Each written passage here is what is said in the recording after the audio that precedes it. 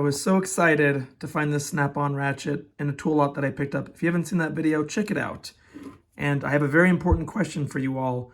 Is it better to try and fix something because, as the saying goes, they don't make things like they used to, get something like this going again? Or is it better to, since you already paid for the warranty, quote unquote, to get this taken care of? I'll let you debate that in the comment section, but I say let's see if we can get this thing fixed up. Because right now it has two issues. One, it's missing a little selector switch here, which I think would be easy enough to replace or make our own. And two, it doesn't even ratchet one way or the other. So let's see if we can fix either of those issues. It is completely locked up. So I want to inspect the teeth first before I fabricate or put any real effort into this thing.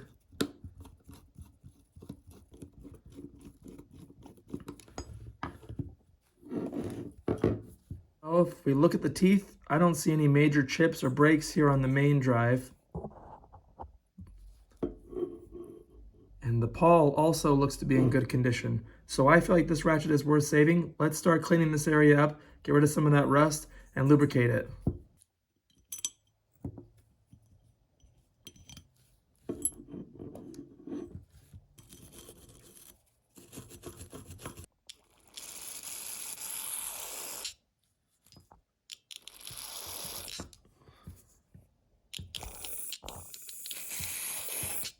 With everything cleaned, let's now lubricate it with some super lube, just because there's a coarse number of teeth. It's a coarse tooth ratchet.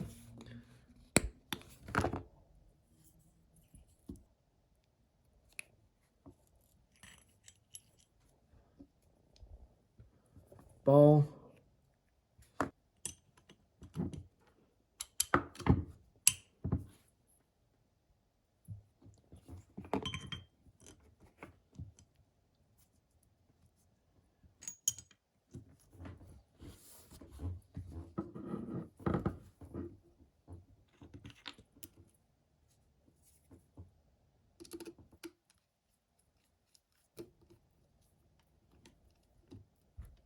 Let's see if it was successful.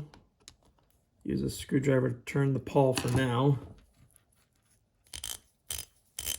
Hey, there we go.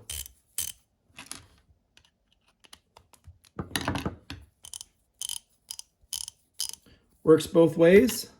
So now I'd say let's make a little selector switch for it. I was going to just make a switch for this since it seemed pretty simple to fabricate something. But I remembered that Snap-on has a lifetime warranty, so I contacted them and they gave me a new switch. And look at that, now we're all set. And there it is, ready for service. Here's the part number if you need the kit. You can contact Snap-on for it. Glad to save another ratchet. Thanks for watching, like and subscribe, and I'll see you in the next video.